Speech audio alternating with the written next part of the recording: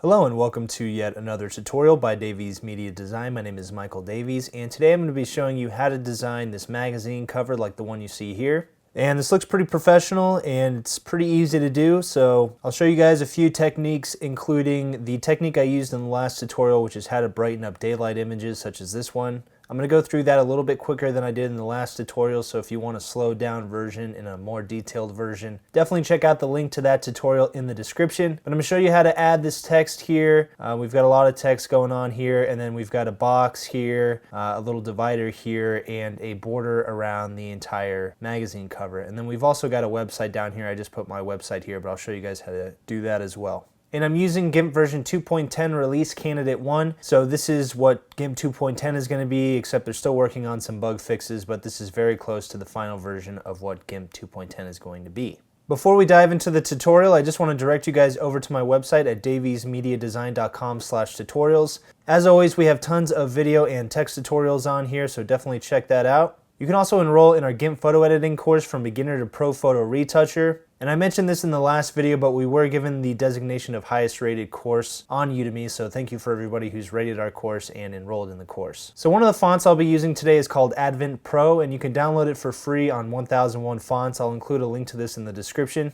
And so that's for this font right here. And I'm also using an Arial font for this text over here, which comes with GIMP, so you don't really need to download anything for that. All right, let's go ahead and dive in here, and I'm going to start by opening up this image. So I'll go to File, and I opened this up recently, so I'm just going to go to Open Recent and click on this image. Otherwise, you can go to File, Open, and find the image on your computer. But GIMP 2.10, if you're following along with this version, is going to pop up with a dialog box asking if you want to rotate the image. And so I'm going to go ahead and just click Rotate. And I will include a link to this in the description. This is another photo I took the other day. And the first thing I want to do here is I want to go ahead and crop this because I do want this to be a particular size. I would recommend checking out what dimensions your magazine cover are going to be if you're printing this for a particular magazine. I'm just going to go ahead and crop this at 8.5 by 11. That's a standard US paper size. So I have my crop tool and I came over here to fixed aspect ratio and I went ahead and checked that box. And then under here I typed 8.5 by 11. And the unit of this doesn't matter because we just want this to be 8.5 by 11 and we're going to scale this down to the proper size in a second. So I'll go ahead and click and drag my crop tool. I just dragged it from the top left of the composition all the way to the bottom right. And then I'm just going to center this until I get the framing I want. And I just clicked in the middle and now I'm dragging. And so that looks pretty good to me. I am trying to leave a decent amount of sky here because I'm going to have a lot of lettering up here. And I'll just go ahead and double click to apply that crop. And so now this is cropped at the size we want, 8.5 by 11.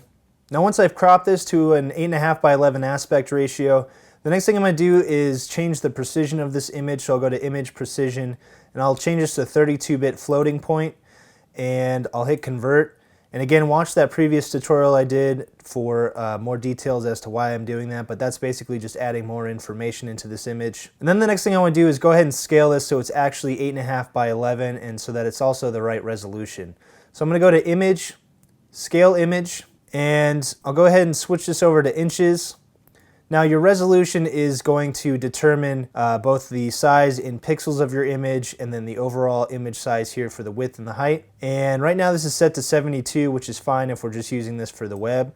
For this tutorial, I'm going to do everything in 300 pixels per inch. And you'll see when I did that, my overall size changed. It shrunk down, and that's because when you have more pixels per inch, you're basically adding more information into the image and thus more pixels fit into a smaller overall area. So I'll go ahead and change this width to 8.5 and hit the tab key, and that'll automatically switch this to 11 since we have this chain icon locked. And you'll see our final size over here in pixels is 2550 by 3300.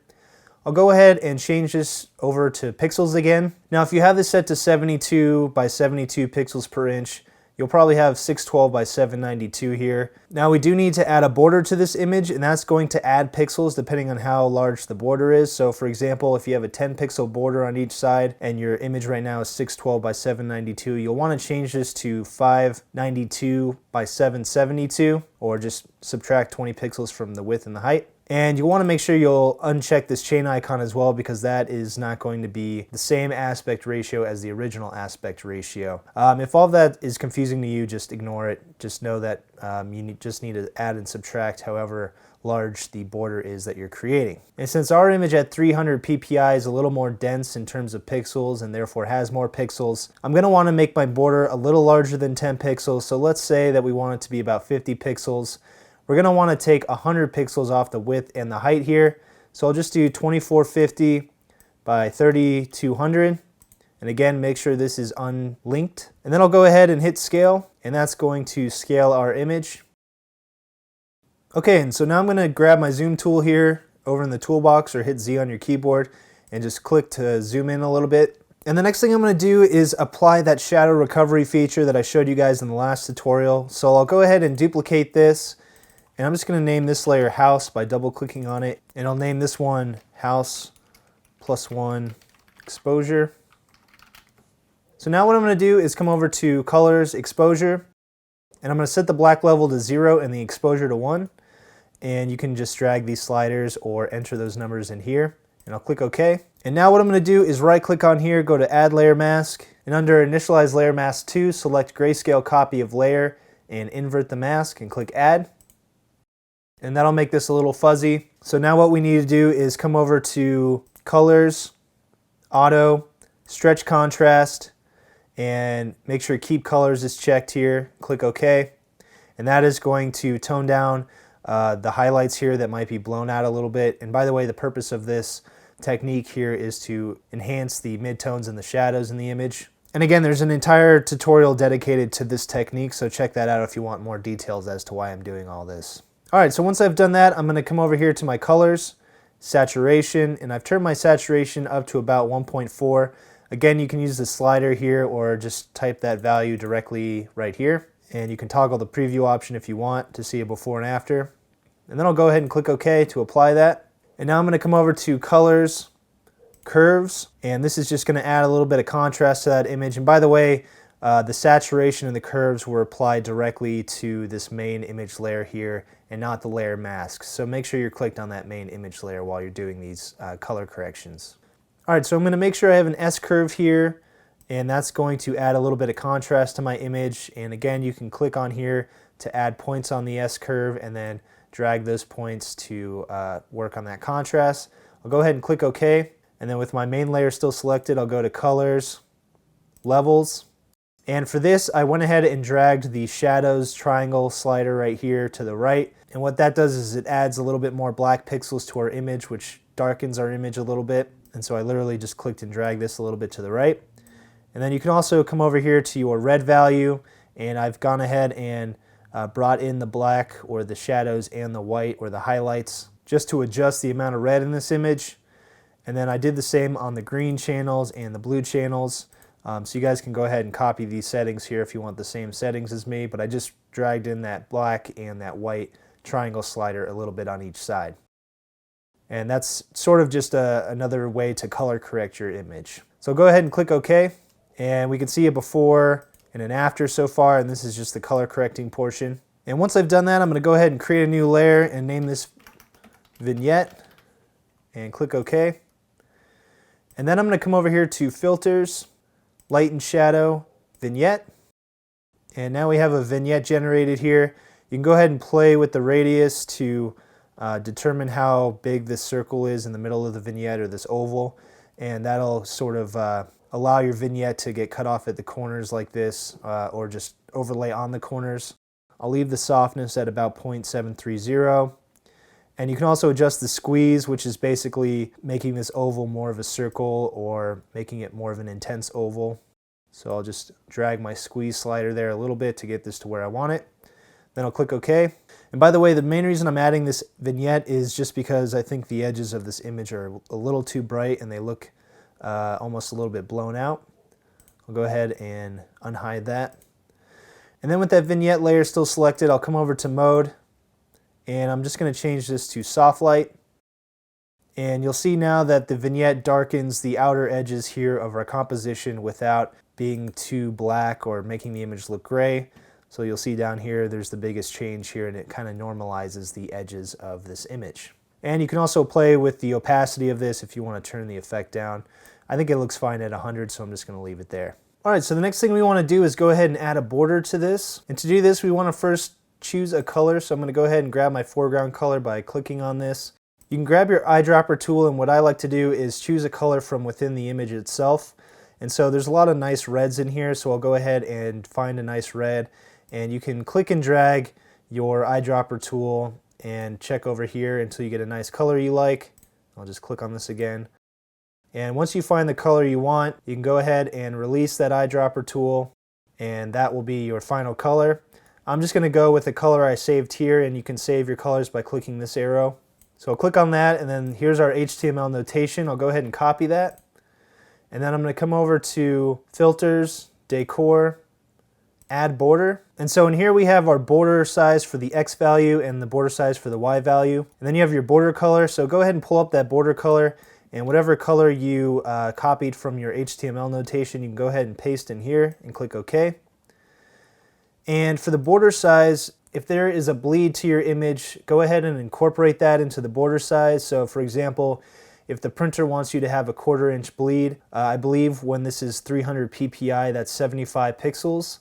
So if you want a 50 pixel border, go ahead and add that 75 on top of this. So for example, let's make this 125 by 125 and go ahead and click OK. Now this is going to make our border look pretty massive here. And if you'll notice my original, the border was a lot smaller, and that's because I didn't include a bleed on here. But keep in mind, we do have to add a bleed, which means any area outside of that bleed really isn't going to be included. And so I'll go ahead and change my unit down here to inches. And I will grab a move tool and go ahead and move this guide out to about 0.25. And you'll see the units down here. This was a little bit off, but I can grab my alignment tool here, click on my guide, align relative to image, and I could change the X offset to 75, and then go ahead and click distribute left edges of targets, and that's going to help this snap exactly at the measurements we want it at. Then we're going to grab our move tool and do the same thing here for our right side of the image here. So we'll go ahead and add a guide in the general vicinity of where we want it. Grab our alignment tool and just go ahead and add a negative sign to this so that it says -75. And then make sure you're clicked on this guide and go ahead and click that distribute button. And then we'll do the same for the top, only we'll change the offset for the X to 0 and the Y to 75. So I'll go ahead and drag this guide down and make sure I'm still on my alignment tool and click on this guide here. And then we're going to click distribute top edges of targets. Go ahead and click that. And then we'll bring this to the bottom, change this value to -75. Make sure we're clicked on this with the alignment tool and click distribute bottoms of targets. And so now we have our bleed area here. You can see everything outside of these guides is basically not going to get printed.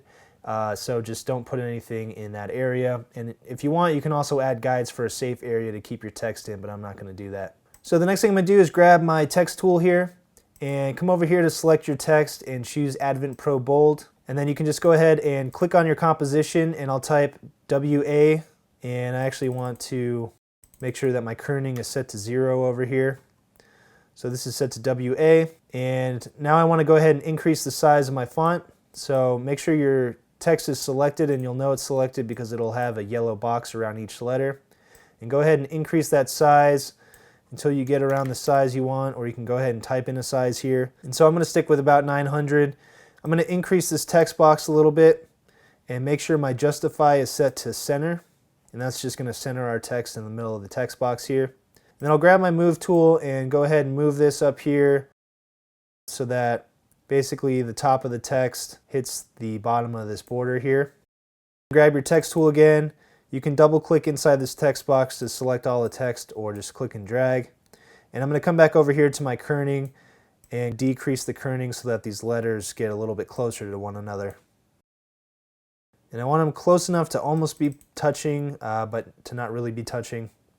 Then you can grab your move tool again and you can adjust the position of this. So the next thing I want to do is add the subtitle text here. And to do that, I'm going to go ahead and click on our image here. Make sure you click off of this text layer, and I'm going to add the name of this fictitious magazine, and this is obviously way too big, so I'm going to decrease the size of this, and I'm actually going to come over here to 118, and then also decrease the kerning to 0,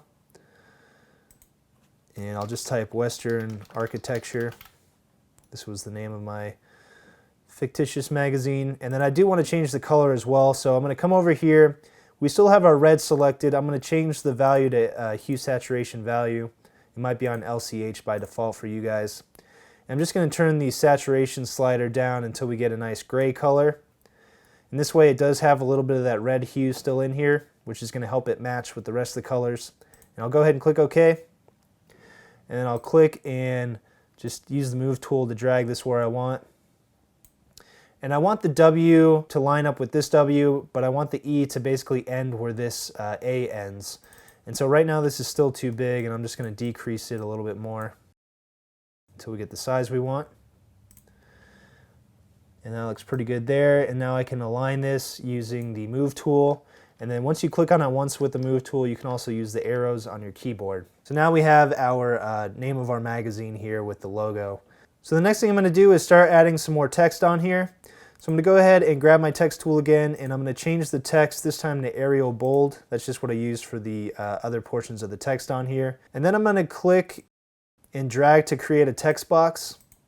And I'm going to start with a plus sign. I just made a plus sign on here on my keyboard. And then I'll just type in top and make sure my caps lock is on. Top Architects Awards.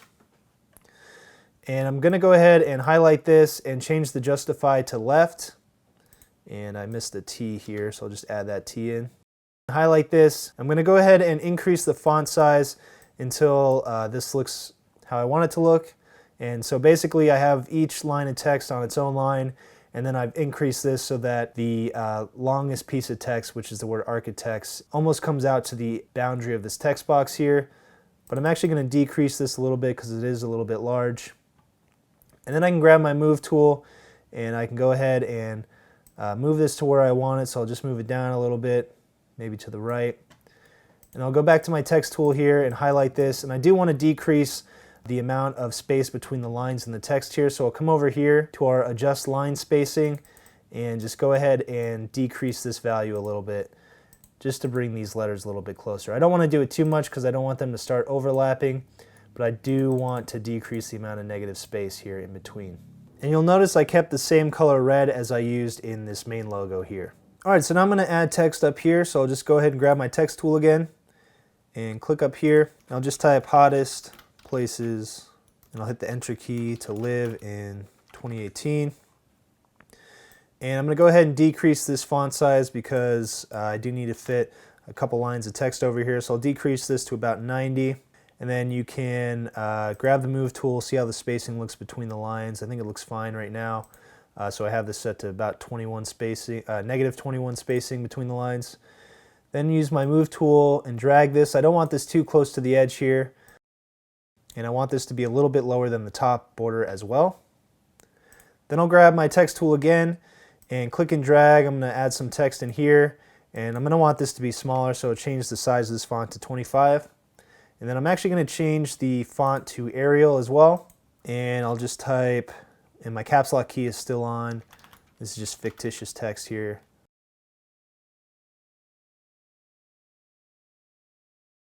So Bob Smith lists his favorite places to buy a house in America this year. I'll go ahead and highlight this, and I'm going to change the color. I want this to be more of like a light gray, so I'll change this to black first and drag this value slider until it's a bit of a lighter gray color and click OK. And then I don't want this off to the left here. I want it justified to the right, so I'll change justify to right, and that way it lines up with the right side here. And grab the move tool. We're going to have to do that as well to this text, so I'll go ahead and highlight this, justify it to the right, and then I'm actually going to change the color of this to black as well. And we want to squeeze in one last line of text here, so I'll grab my text tool and go ahead and click on the composition, plus how affordable, hit the enter key, housing can be chic. And I'll go ahead and grab my move tool and move this over here. And I want to go ahead and shrink this text. So I'll highlight this and let's say 75 for now. And then I'll change the color to black and grab my move tool and move this into place. And you can always grab a guide and set it right here if you want all these items to be aligned to that guide. Alright, so that looks pretty good there. And the next thing I'm going to do is add a little divider here. And so I'm going to come over here and create a new layer and just name this divider.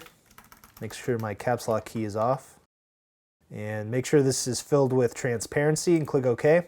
I'll go ahead and move this to the top, and you can use these arrows down here or you can click and drag. And then I'll grab my rectangle select tool and draw a rectangle. And I want this to basically start with this rectangle overlapping the border, and then I want it to end over here basically at the same area where this P ends. And I don't want this to be too thick, so I'll just thin this out, and then you can click and drag to realign the placement of this. And then I'll grab my bucket fill tool, and you can change the color to the same color as this red part of the border here using the eyedropper tool. Click OK. And then with your divider layer active, go ahead and fill this in. And that'll go ahead and create a nice red divider there. So I'll go to select none, grab my move tool, and you can move this out of the way if you'd like. Alright, so the next thing we're going to do is draw a rectangle here because I want to add some text in here. So go ahead and grab my rectangle select tool and check the rounded corners option. You can drag this radius here to change the radius of the rounded corners. I want this to about 50, so I'll drag it to there. And then I'm just going to click and drag from the far left of the composition here and drag it to about here. You guys can just eyeball this. I just want enough room for the text I want to add here. And you can adjust the size of this rectangle if you'd like. So I'll adjust it to about there. Then I'm going to go ahead and create a new layer, and you can name this rectangle or rounded rectangle. Make sure it's filled with transparency and click OK. And then go ahead and grab your bucket fill tool, select the foreground color, and grab your eyedropper tool, and just make sure you select the same color as the border right here. That way it seamlessly fades into that border, and click OK. And click inside of this rectangle selection area. Make sure you have the rounded rectangle layer selected when you do that. And now we have a nice red rectangle here. I'll go to select none to deselect that. Alright, so now I'm going to add some text in here. So I'll go ahead and grab my text tool, and I can click and drag to create a text box area to make sure that this fits inside of this area we drew. And put my caps lock key on. Make sure you change the color over here of your text to white and click OK. And then type get the inside scoop on sustainable living. Press enter so that each one of these lines of text are on their own line, like so. And I'm just going to increase this so that the text is basically as big as I can get away with. And I'll just go back down one. Then I'll grab my move tool and move the text down a little bit here.